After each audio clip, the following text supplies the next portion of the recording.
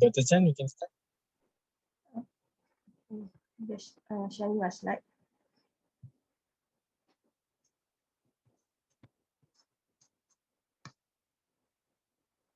Yeah, I hope everybody can see my slide. I think we are at 3 already.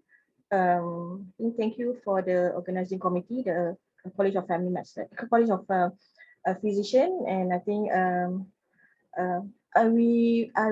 maybe I just get Dr. Zupa as chairperson to start.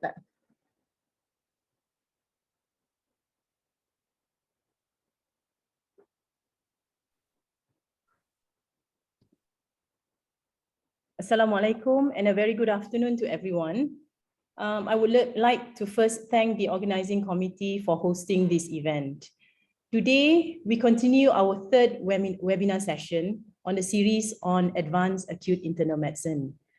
We are very honored to have two very distinguished speakers today who will be sharing with us their take on hospitalist management of medical admissions unit, or known as MAU, in overburdened admissions. Everywhere around the world, despite the mushrooming of many new hospitals, the subject of overburdened hospital admission remains an unsolved major problem. Many years ago, both of our speakers today had a vision to change this and improve the delivery of care, particularly for the short stay acute medical admissions. Our first speaker today is a senior advanced acute internal medicine consultant. What makes her feel relevant on the topic of overburdened admissions? It was her years of experience working in one of the busiest medical departments in the country, from the time she was a junior doctor until who she is today.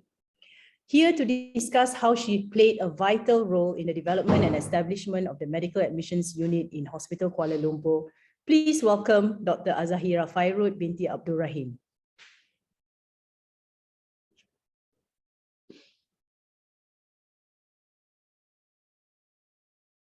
Azah, you are muted.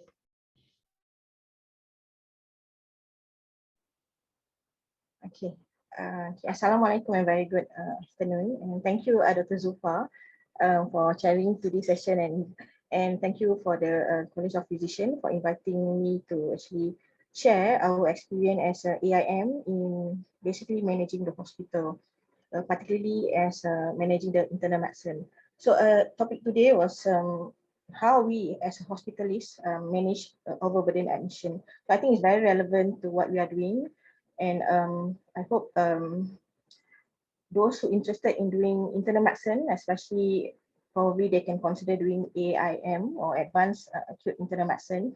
So we are actually happy to be one of an AIM physician that we can actually help to manage all internal medicine cases and basically become hospitalist in managing all the medical patients. So as we know, medical patients are actually the most, the majority of cases actually admitted in the hospital. So we probably have more than 60% of it compared to the non-medical bed. So, but when it become overburdened, so we're going to put this patient. So we have to have strategy. So I'm going to start my presentation today just by telling you all what is the role of us, AIM physician, as a hospitalist. So sometimes people might not know, they still confused where we should be when we finish our fellowship.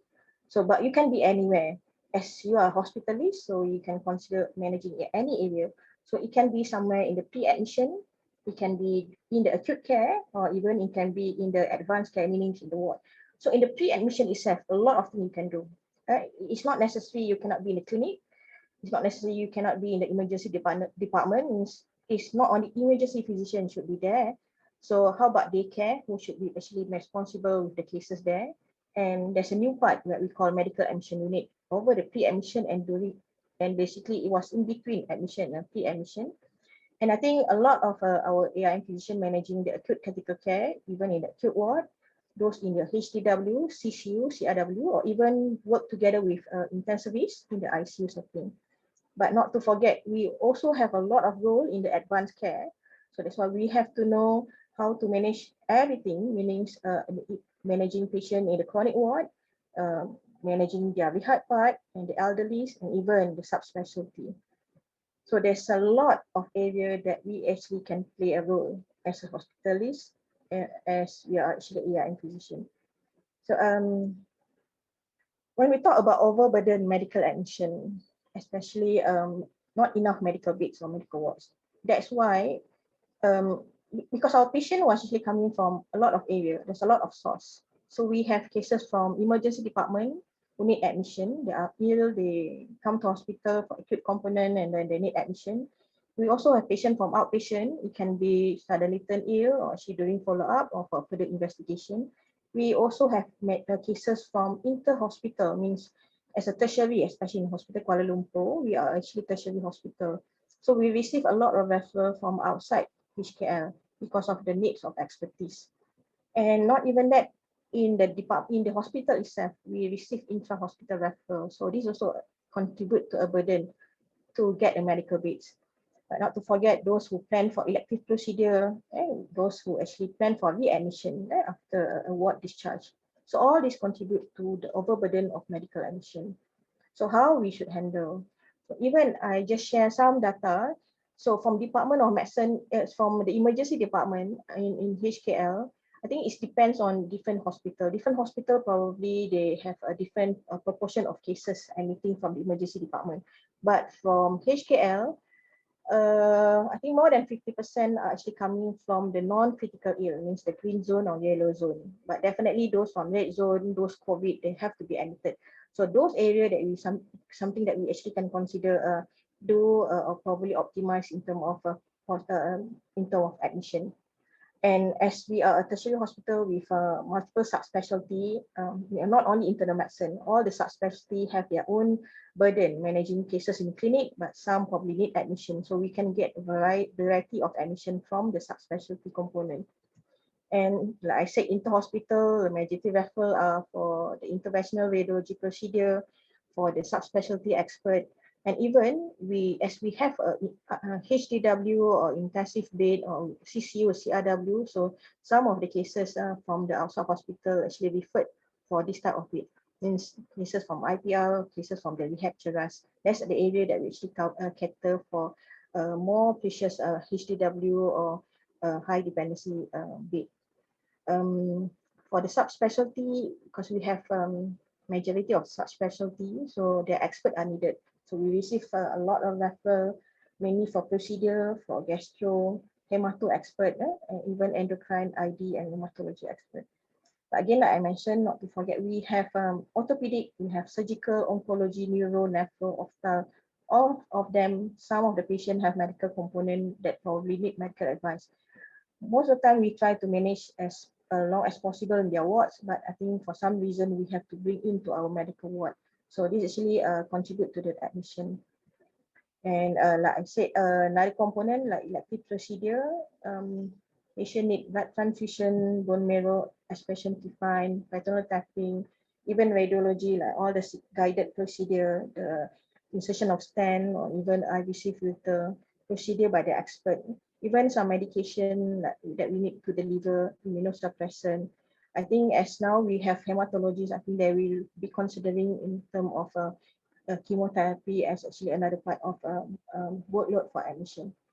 The ward readmission, I think most of the time we try to discharge as early as possible rather than waiting for the procedure to be done in the ward. So, but we need to readmit them. So there's another thing that probably contribute to another admission to the medical ward. And we also cater for a transit, means those who actually need to be referred for procedure like angiogram to other hospital like IGN or Sedang. Some of the cases we have to admit and then consider as a transit before we actually send them for the procedure. So what we should do. So I think as a physician, you know, you've been seeing your cases every day. Every time you go to the ward is full, and you know there's a lot of pending cases or backlog or access block. So what we can do and what we should do. So things that we should consider, we should reduce unnecessary admission. Is it all admission unnecessary? Is it all referral unnecessary? So we have to actually screen this. That's probably what we probably can do to actually reduce the burden of medical admission.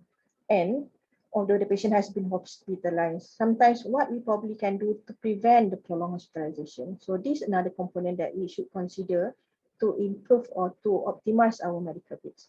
At the same time, to increase our medical beds is basically by increasing the bed turnaround time. How we can utilize the bed properly, how we can actually maximize the usage of the bed. This can be done by probably by initiating early management of treatment. So even from the start, patient went to the hospital at their first doorstep. So if we possibly can start early treatment and management, patient probably have early recovery, and then we can consider early discharge. So we can optimize the bed usage. And also, if we have start early treatment, early review, so hopefully early diagnosis can be made, and then at the end, we can consider an early discharge process. So how we should, or how can we do this? So I think the next presenter, Dr. Mazilawati, will give some history how this happened. So but I just gonna summarize. We as a AAIM physician, we have tried to handle this overburden admission by having this MAU. I think some hospitals already have this, but I think this is one of the thing or one of the platform how we can probably overcome this overburden of hospital admission, especially for medical admission. So MAU stands for Medical Admission Unit. And there's actually three main components in medical admission unit. So we have the MAU short stay ward, and we have the MAU mobile team, and the third part we have the fast clinic. I'm gonna basically try to tell you all what are all these units and how we function, and hopefully it will help you all to consider this unit to be in your hospital. Okay, overall I think the aim is not only just to discharge them, but of course to make sure the continuation of care is being given properly. So of course, our aim, we can review the patient early, we can assess them early, then we can establish the diagnosis early, we can initiate the early treatment. So even when they're actually not yet in your medical ward, even they're actually in the pre-admission state. And of course, at the end, we want to prevent and reduce unnecessary admission and referral and reduce the prolonged hospitalization. Okay, what about MAU? I think I probably tried to tell you all. So people probably have different structure. I think last week, Dr. Gan and Dr. Nida has probably shared something about how they have created a MAU there. So it could be a different scenario in different settings. So what we have here, even we have evolved. I just try to share how we actually start and then how we have evolved. So, but the main component when you want to have a short stay ward, you should have teams of doctors. So the most important, we should have a decision maker. So decision maker is very important because it consider that you reach all the patient care up to optimum at the first go. So meaning when patient was first seen, has been decided by at least the decision maker. So decision maker can be the AAIM physician and a specialist or a registrar. And we need a team of medical officer. So basically the turnaround time of cases in the short stay was very fast. So we need a good team. So we need a medical officer. It can be senior, it can be even a junior that we can train. So because they involve a lot of procedure, they involve a lot of tracking, they involve a lot of discharges. But another thing that is important to have a short stay ward is we have to have a bed manager. So this will basically help you to monitor the cases admitting, because we want to prevent a wrong admission. Wrong admission means we want to prevent frequent transfer. So it's supposed to be the correct patient goes to the correct ward, so we can actually optimize the care and we can discharge rather than we have to make more transfer. So there will be a lot of movement. So bed manager play a role in setting up a short stay ward. And of course, we need a ward team. We have a sister matron, staff nurses. Staff nurses at the first part was quite difficult because we are starting a new, probably Dr. Zila will share how it was started, but we need staff nurses because they have to manage the patient, they have to even transfer out the patient, and a lot of movement. So also PPK work together with the nurse basically in terms of sending out a lot of patient for procedure. if you have a club, it'd be good because there will be a lot of paperwork, but sometimes I don't think it's ideal for everyone to have a club. Most of the time we don't really have a club. So how about the ward location? So how it was started, it was the ideal location, it was actually in the emergency department itself. So in the area of emergency department is the best where you should put the MA ward, because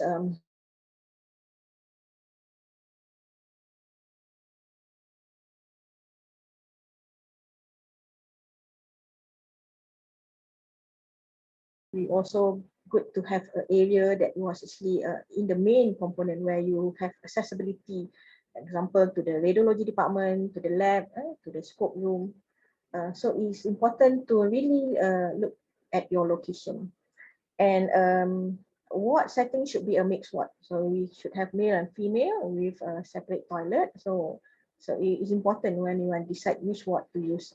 So you have to have a mixed ward. And most of the time the wards can be flexible in terms of the numbers of bed. So how we started with 25 bedded. It was actually 15 males and 10 male, but it was flexi, depending on which one more. But currently we are down to 18 bed. We have 10 female and 8 males. And the function we try to actually keep as short as possible their stay, means within 24 to 72 hours.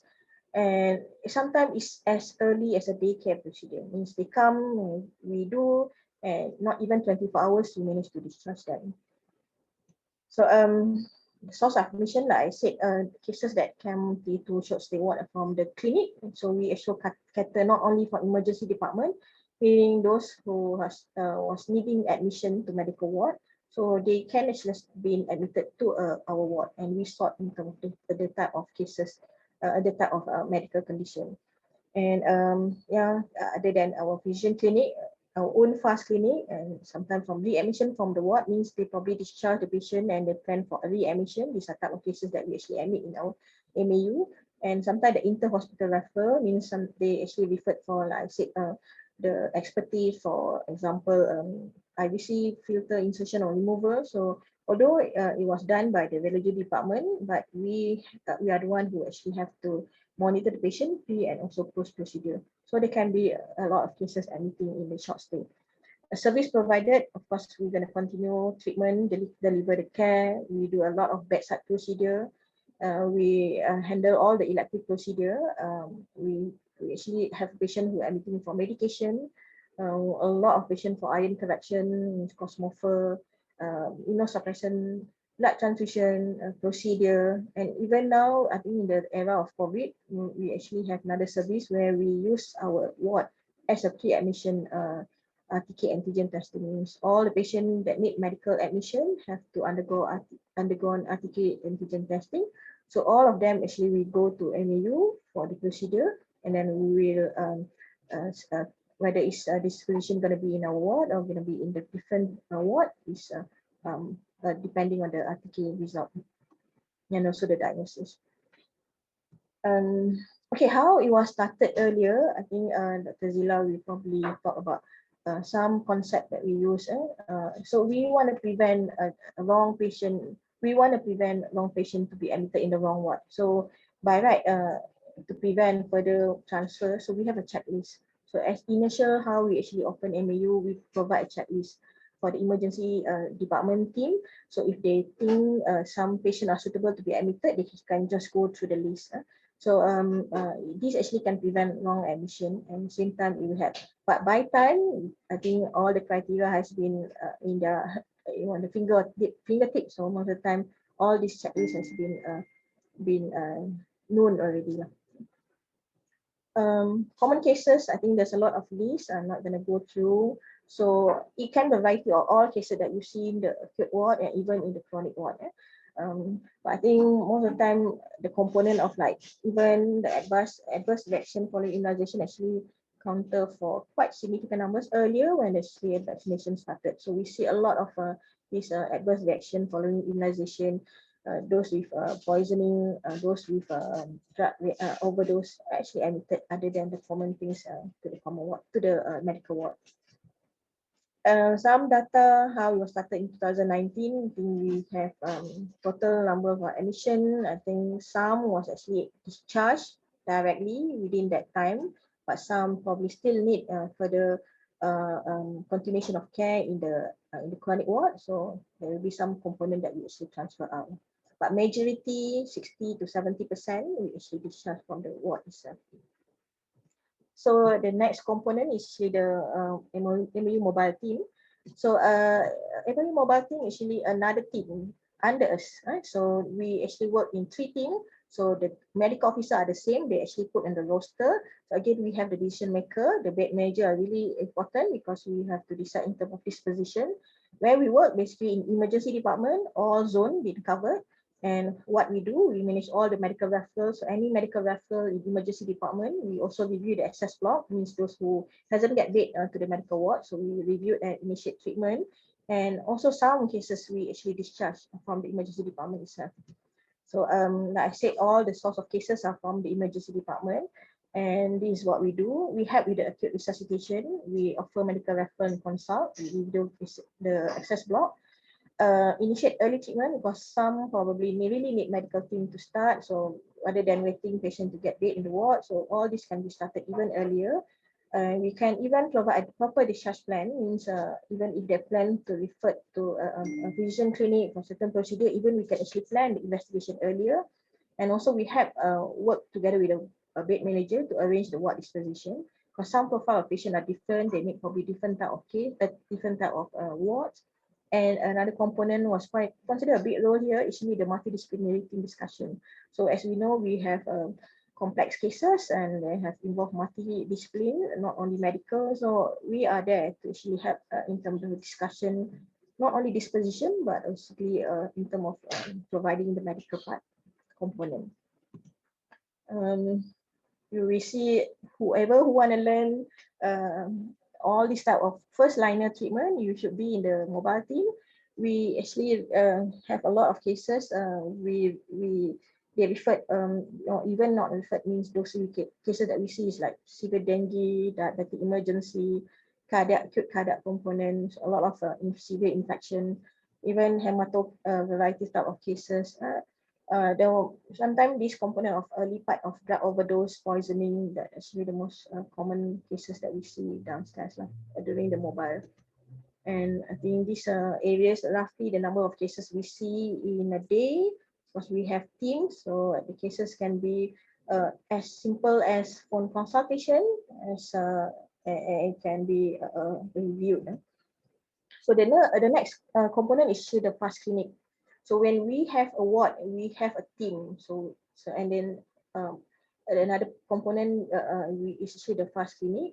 So the aims is basically for early review for condition of care and early diagnosis and prevent recurrent admission. So again, we have the team, but I think in the team is also need one staff nurse managing. Most of the time, it's important, the role of the staff nurse is really to call all the patient beforehand and to make sure everything ready, because I'm going to be very fast review and we want to prevent things not settled before we see the patient. So the working area, initially it was inside the MAU because last time we were actually in the emergency department. So we have 2 consultation area, and then there will be 2 timing of cases coming in the morning and in the afternoon. And cases will be new referral from emergency department itself, and sometimes cases that we discharge from emergency department, and then cases that we see from the ward, and cases that we, sometimes the subspecialty referral that needing us to actually review in the fast clinic because of this early access. Our early appointment can be as early of the next day, so it depends on the need of the review. Most of the time, we only take up to 1 or 2 visits, and then basically we should decide where the patient should go after that, whether they can be discharged with the assurance properly, or we can actually refer them to a clinic kesihatan, or they really need a subspecialty or even a clinic pakar or physician clinic follow-up. So these are things that we do in fast clinic. We review their early, we review their symptom early. Sometimes we discharge they still have symptoms, they still probably have fever, they probably still have diarrhea, but we have to discharge them early. But we see them early to assess their symptoms. Sometimes we are optimizing medication because we can't wait to be asked them to review in 2 weeks time or 3 weeks time just to optimize medicine. So we actually can do it very fast in the fast clinic. Initiating new medicine, you don't have to admit patient just for AF starting anticoagulation, but these things all can be done as outpatient. Again, outpatient procedure review, the ultrasound, CT scan, and review the blood investigation that we arrange, or those who have sent but it takes time to review, we probably discharge them and see in the fast clinic. And all this basically we see to prevent them for recurrent admission. So we can actually deliver care there and see them again, so we can prevent admission. So hopefully the next level, we still anticipate that whether we can actually take over all the emergency department referral to our physician clinic as a first line rather than directly referred to them. So how we operate is daily, Monday to Friday, except Saturday, Sunday. And it's 8 to 1 for morning shift and then afternoon shift, and all the cases that we have. And I think this the cases burden that we have been managing for the last 2 years. So I think overall as impact, by having MAU is really improve in terms of patient bed waiting time, reduce direct admission, especially when we target the admission from the non-critical area, can reduce the pending cases and also access block. So in conclusion, I believe, because I've experienced, I think MAU has significantly improved the patient admission process without compromising patient care. And we have all the bonus in terms of reducing all unnecessary component.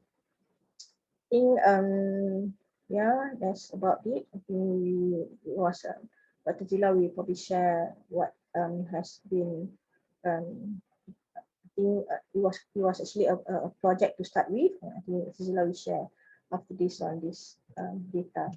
I think that's all. Dr. Zulfa, that's all from me.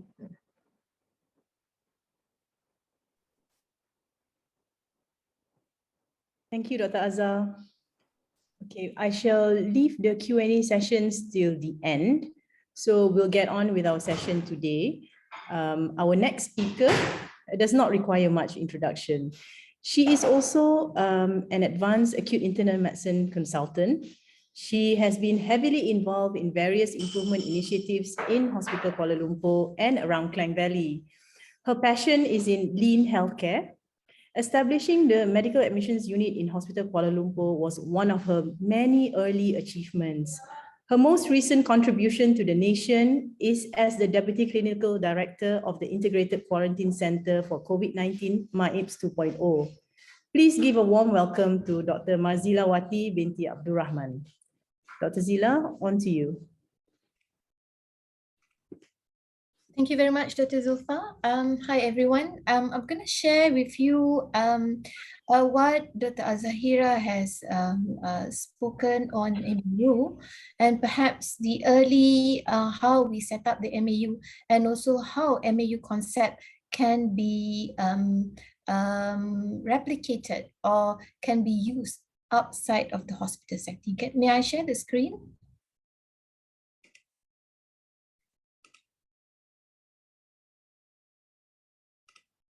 Okay, can see my screen? Right. Being an AAIM, I think not only one thing that we can do, but there are a lot of challenges that we can take up and challenge the status quo. What I'm going to share with all of you today are two experiences. Number one, how and why MAU was started in HKL, and how this MAU later on brought into the hospital field in COVID-19 PKRC MAIPS 2.0. Dr. Azhar already mentioned about how we run it, and it's not much different of what we have started before in 2018. If we want to look how we started it, it's because of problem statement. Yeah, so the problem statement that we had at that point of time was we had a prolonged bed waiting time, and most of it are medical patient, and it caused congestion in ED. So ED are always asking medical to take over their patient faster, but the problems are our wards are congested as well. So why this has occurred in HKL?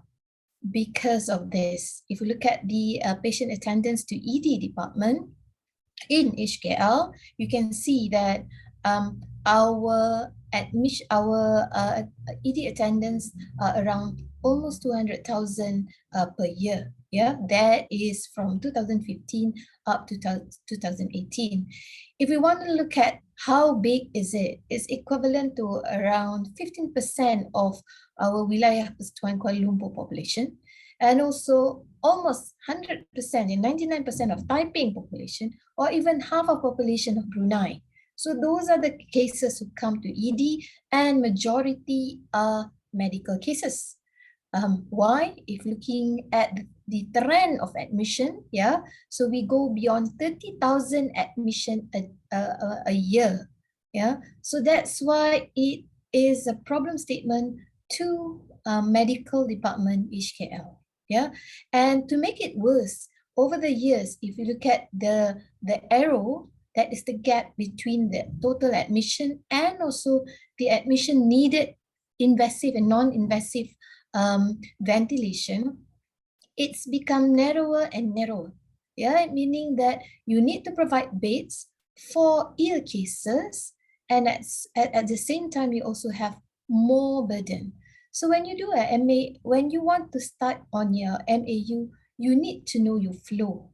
Yeah, so I think this is all commonly in all hospital, whereby the patient will have primary triage, assessment, and then investigation, and then admission to the ward and waiting for patient to be discharged, and they will stay in your ward for some times. Yeah, so I'm not quite sure. I mean, overall, when I go to many hospitals, there are many types of admission. Yeah, so in HKL particularly, there are two types of admission. Number one are the pool system, whereby these are the cases from non-green zone area, we pull up to our ward so that we can have appropriate beds and appropriate wards for this patient. Majority are ill cases, HDW types, and also ventilated cases. Yeah, and the cases from green zone, the other way around, they are push system, whereby the admission are direct from the emergency department, yeah, to the medical wards, and hence they take up beds faster than the pool system. Yeah, so I just show you why this is a problem. Okay, so if you see, the access block are almost 50 cases at one time. This is earlier when we started it, and majority in the blue bar are medicals. So medical are very famous in having cases in ED. I think everywhere are the same area. Yeah, and when we want to build up MAU, you need to know who are your cohorts. Yeah, yeah. So looking at these charts, yeah, before we build up the MAU, you can see, yeah, the blue is the green zone area, yeah, the red are the yellow zone area.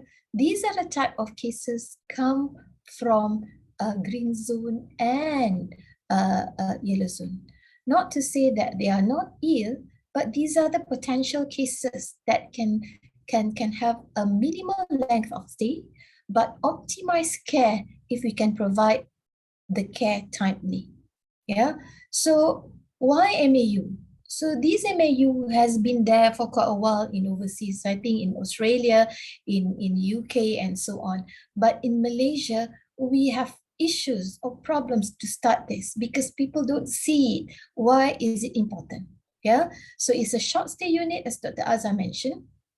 Okay, so these are the cases admitted via emergency department, and these are for stable cases, and we hope that these are the cases that we can settle within 72 hours of admission.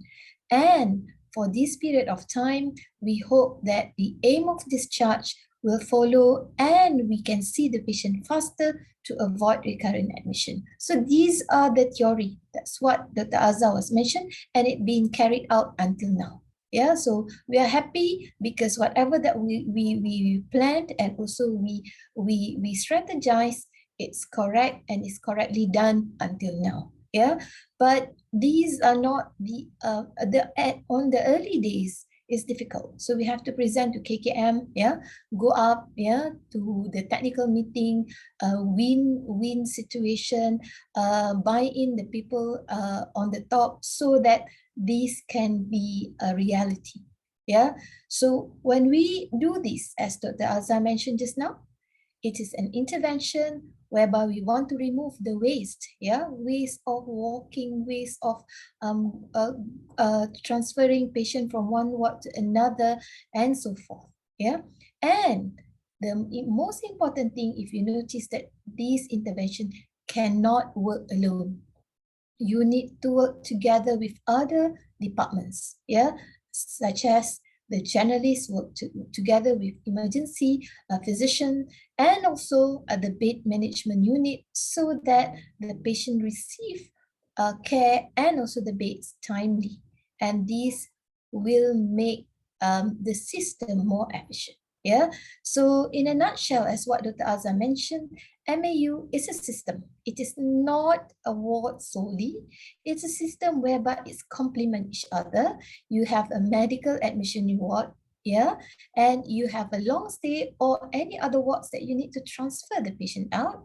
And you also have a mobile team to complement whatever that you can't take it to MAU or to the wards.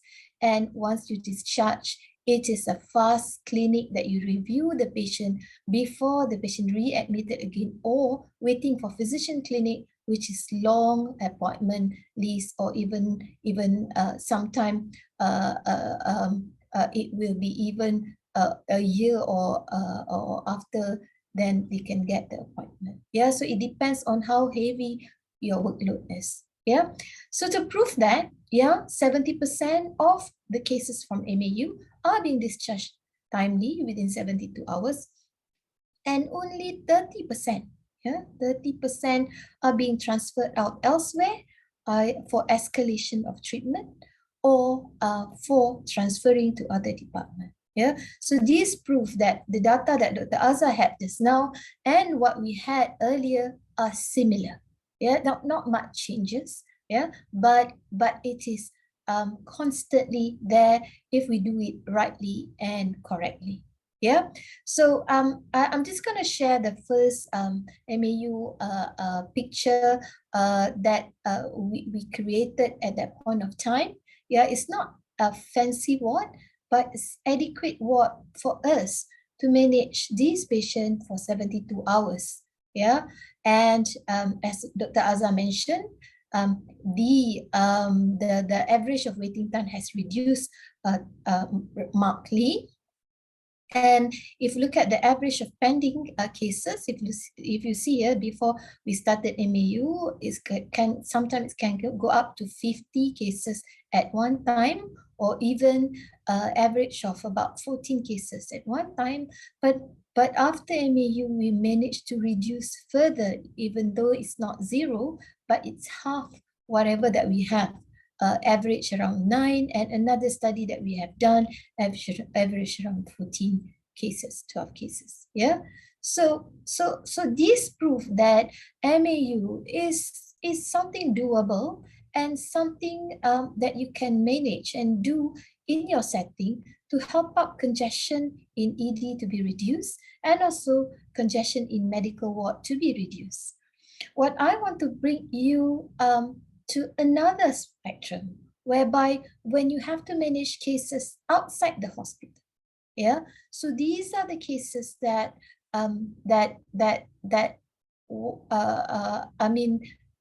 probably during pandemic, what I can share with you, pandemic COVID-19, how the concept of MAU are being applied in field hospital. Okay, so for those who have not been to MAIMS, This is how big Smart Apes. We have many halls from A to F to E. Yeah? If I may share the capacity, we have 10,000 capacity of patients, hospital beds there, and multi-agency, yeah, almost 20 agency. But we have minimum kaki tangan, which are less than 2,000 cases.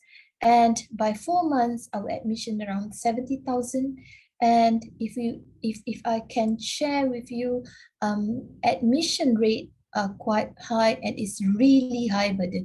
This is even overburden in comparison to Hospital Kuala Lumpur. Yeah, and as we know, any overburden area must have operational problem statement. Yeah, the same thing. We are huge in capacity. We have not many manpower, and we also have many problems in terms of patients' demand.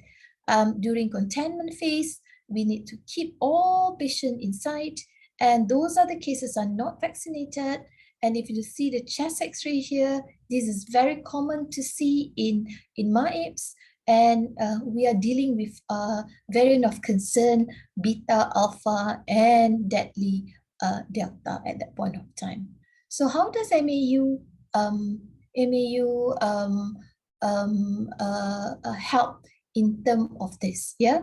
So I show you this is the admission daily to PKRC MAEPS 2.0. If you look at the peak here, this is the maximum admission, almost 1,800 that day. I said that day because it is not being forgotten. Yeah, I have not ever have admission of 1,800 per day. Yeah, and if you can see this is like Puduraya. Yeah, this is our MAEP staging area. How you need to triage the patient. And with this problem statement of many patients, unanticipated deterioration from category 1 and 2 to 4, we build up our concept of MAU in MAEP. Yeah, so supposedly at this point of time, category 1 and 2 only being admitted to PKRC, but many Cat 4 turned from Cat 1 and Cat 2. So the solution are almost the same like MAU. We bring the MAU concept in COVID-19 PKRC MAEP, and we name it as COVID-19 Category 3 Assessment Unit. Yeah, why is it unit? Because it's almost like MAU. Yeah, okay. When the patient arrive in MSA, our MAEP staging area, they will be channeled to Cat 3 AU Assessment Unit. Yeah, so Cat 3 Assessment Unit, whereby this is the similar concept with MAU, but only an extra component to ensure the quality control and we don't miss patients because there are so many patients that we have to view at that point of time. Yeah, so in this unit, we have a blood taking section, brief history section, and also chest X-ray or lung ultrasound depending on the criteria of patient. And some of the patient will be staying in our short stay unit in observation area in Hall B. Meanwhile, we have another control of a team from outside whereby they will manage all this, yeah, to ensure that we don't have mistake don't happen, so that we can control it from outside, okay, and also inside. So inside we do have a physician, and outside also we have physician. So we work together with EP team. Yeah, so once these patients are being observed, they can and at the time adequate, either this patient will be transferred to Cat 3 hall, or this patient will be transferred to the hospital if the clinically deterioration. Yeah, so these are the same concept like MAU, but in the different setting. Yeah, so as a result, we detect more Cat 3 patient during admission. So the one that we think was Cat 1 and Cat 2 is actually Cat 3. And we transferred certain high-risk Cat 3 patient early to hospital. And we also manage Cat 3 patient in MAIPS 2.0 because of overburden of these cases in the hospital. So the role of AIM and also generalists here are not only making it feasible and possible, but to manage the patient with a multidisciplinary team in the center that you are working. Yeah.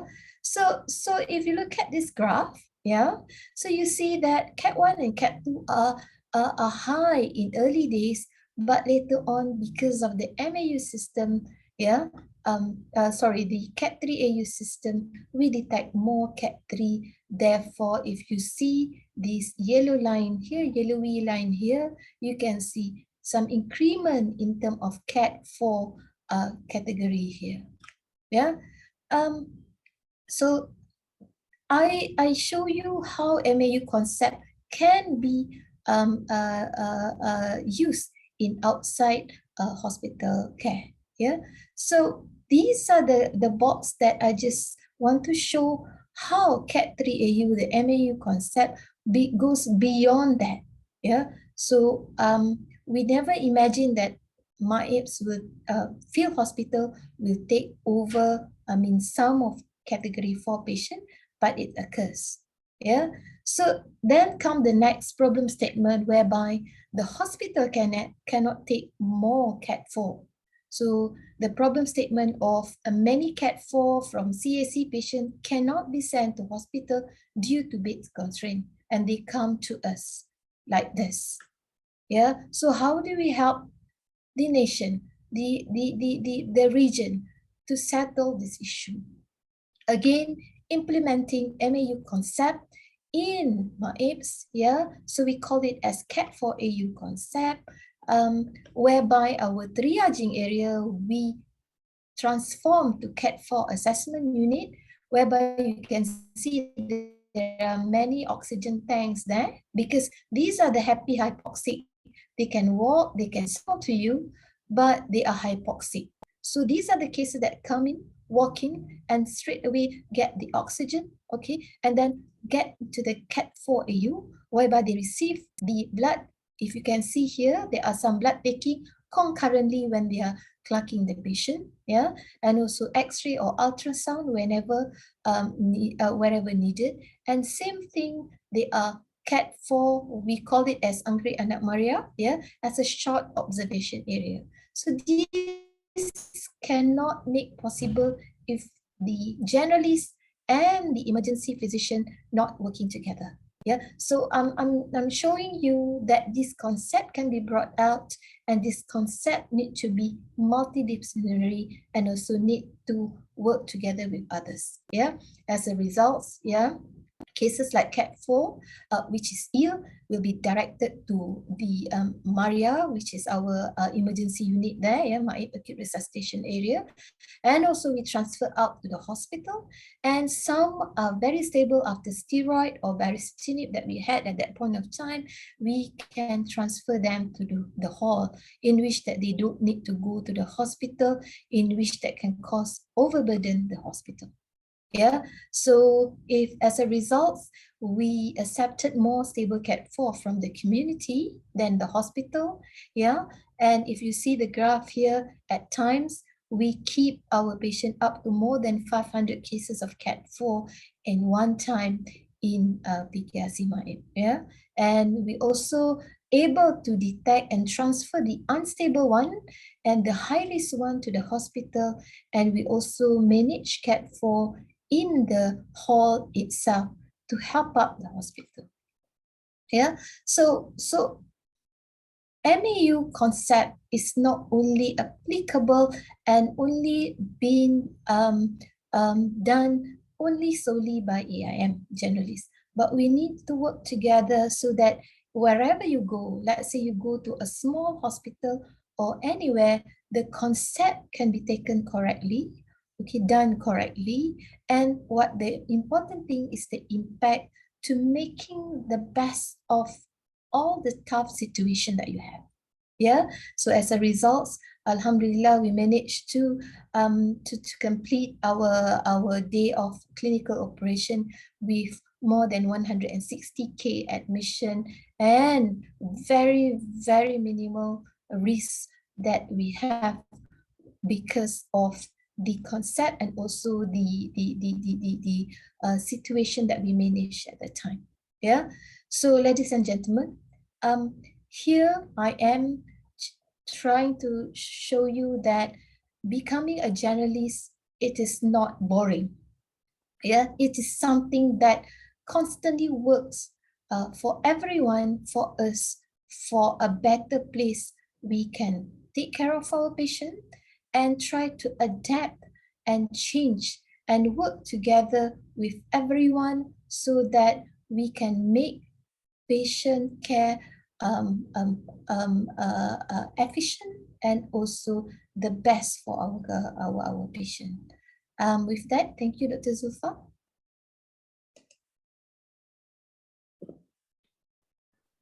Thank you, Dr. Zila. That was an excellent sharing session. Dr. Zila just shared with us her experience of establishing medical admissions unit in a hospital setting, as well as using that same concept and applied it to a field hospital setting. Okay, I shall open the floor for questions. Any questions from the floor?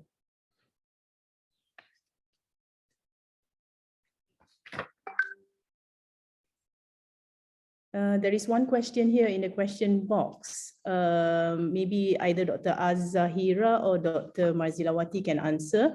A question about how are you managing the medical admissions unit? Is it by a 24/7 cover?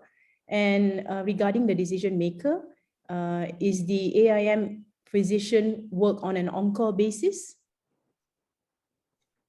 Maybe I can start first. I think Zila probably can share how it was MAU been managing in PKRC. I think in it's evolved how it was started because we don't have that many AIM physicians, so we cannot work 24/7. But I think the concept of how the patient should still receive their treatment should be continuous 24/7. So in a day we work office hour, but after hours there will be a registrar who will review all the cases admitting in MAU. In terms of the manpower, the on-call medical officer are basically the one who is actually managing in the MAU. So the team from the MAU itself actually doing on-call in the MAU setting. So they can actually continue the patient care. Means the cases that we see in the daytime that plan for admission directly admitted to us. So the care was continued. And even the cases that we see but not planned to admit to MAU, but it was still the MAU team who actually reviewed. But in weekend, so how it's before, so we have a MAU consultant doing on-call in terms of a basic call. So we do around in the morning, see the access block, and actually again deliver something like a mobile team, and also discharging cases in the short stay ward itself. Yeah, in the meantime, as AIM, you don't really have to work 24/7, as long as you able to make sure your team know how to do the work and how you have trained them properly, and then you believe they will able to actually deliver what you want. I think it should be okay. But just I think for me, you have to decide what type of leader you want to be. If you actually managing as a ward manager or even a decision maker, so probably you have to just put yourself lower down, meaning just give them a chance for them to consult you anytime they want. So at the end they will know what probably best time to actually consulting you lah. So I'm open for them to consult me anytime. But slowly, they get to know, they know how to actually manage, and even responsible was taken over by the team on call lah. So, that's how in HKL, I think Zila was involved together when she's in HKL before she went to MAIP last time. So we all the AIM physician actually based uh, in the basic on call, meaning we're gonna do rounds in emergency department as a mobile team, and we also do round in the MA ward itself in terms of aiming for discharges and seeing the new cases. But not only that, because our contribution is not only in the short stay, we also see cases in the high dependency area. So another part in HKL, we also involved in the high dependency area. Zila, want to add anything? Okay, so Dr. Azhar already mentioned about hospital setting. I think aim for hospital setting when we have MAU, we need to ensure that the continuation of care. That's number one.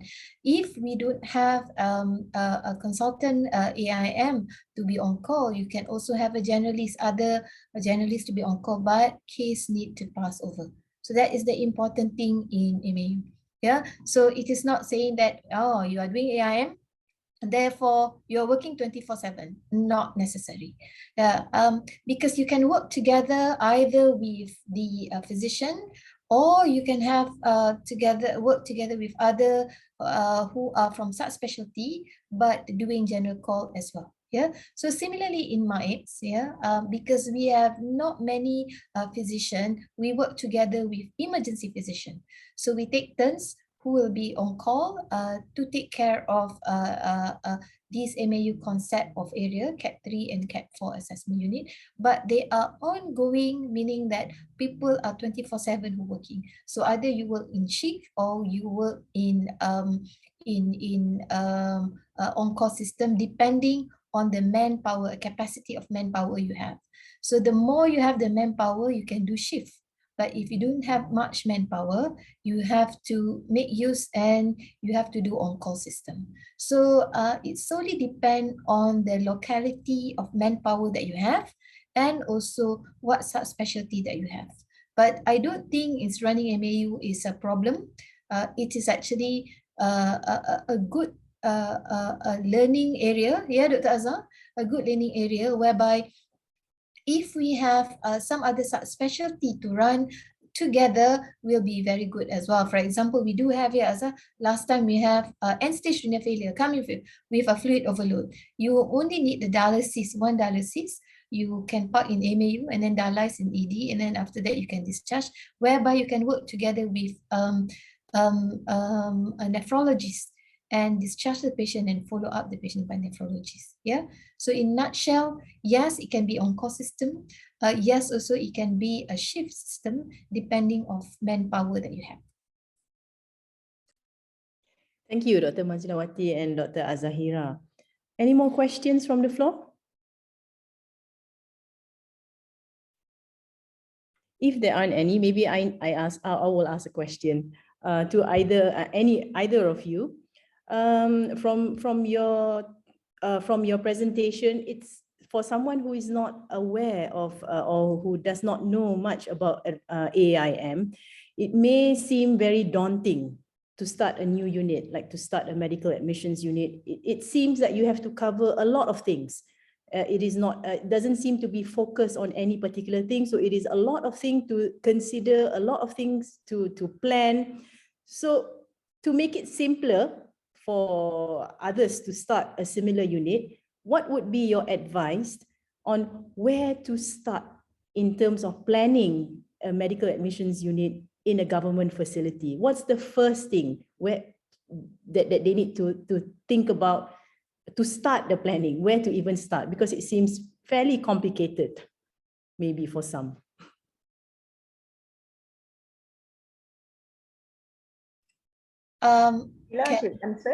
Can I answer that first? Okay, number one, you must have a problem statement.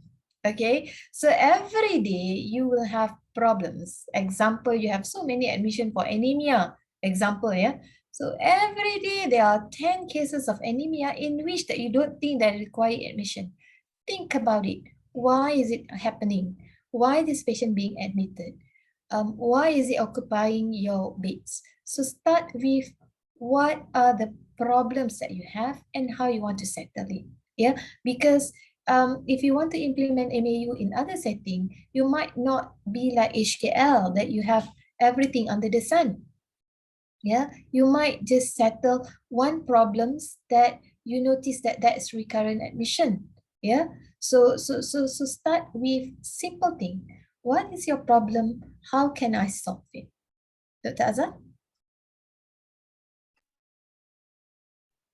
Yeah, it can be problem based. But number one, I think you really need to be yeah, you have to know yourself.